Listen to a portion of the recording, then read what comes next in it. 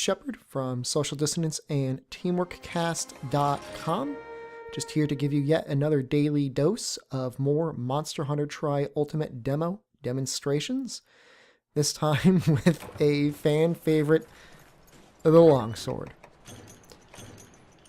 So, truth be told, I really don't have any major beef with the longsword, at least in solo play.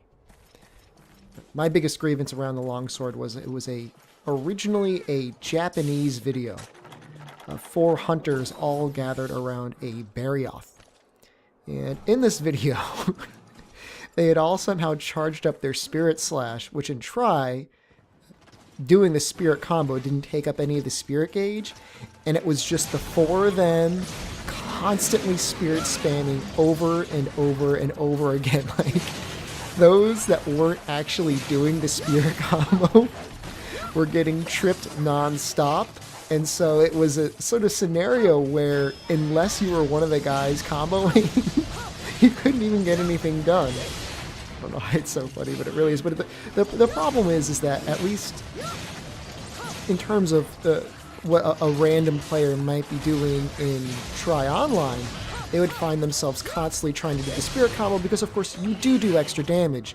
The issue, of course, is they weren't necessarily being very considerate to the hunters around them. Fortunately, we've gotten a little bit of a reprieve in Monster Hunter Ultimate in that now Spirit combos actually do take up a gauge. So you'll no longer have somebody Spirit comboing over and over and over again. They will have to exercise some slight restraint. So I guess I won't pick on them as much anymore with the new release. They won't be so bad. And of course it is worth it, you know, when they do get up to this red level of sharpness, the damage actually does increase quite a bit. Easily one of the best weapons in the game to help accrue stuns. Well, sorry, I don't mean stuns, trips. You're doing so much damage to the legs most of the time, they should be getting more trips than basically any other class in the game.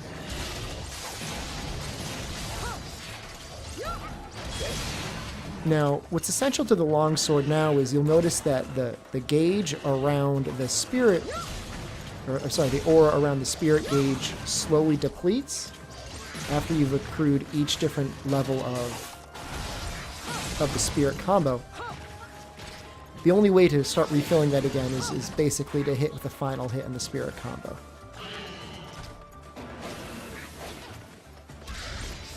Fortunately, it's not like in Monster Hunter Tri, where if you were to lose a spirit combo, you'd actually get sent all the way back down to the base level of the gauge, or actually the no gauge at all. Now it just drops down 1 level. So it goes from red to yellow, which we'll probably end up seeing in just a bit, and then from yellow down to white. And actually, it doesn't go down below white anymore. It actually, if you get it to white, it just stays there, I believe, indefinitely. So, a little bit of a help, or kind of a bigger incentive not to go crazy and try to get off one last spirit combo if it means you're going to die. I find myself doing that a lot in Monster Hunter Tri. Saying, well, I'm going to die anyways, so I'm going to go for one last combo. Because it doesn't matter anyways. No, now you want to try and preserve your gauge as much as you can.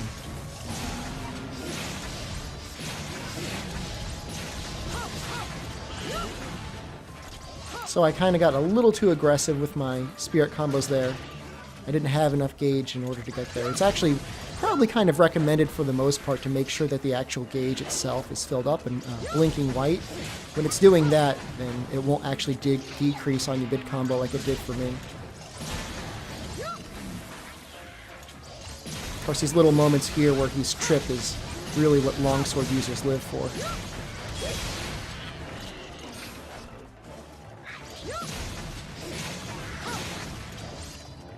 Okay, not so bad. It's really hard to get a one zone clear with any weapon that doesn't do exhaust in this demo, though. This guy just loves to run away too much.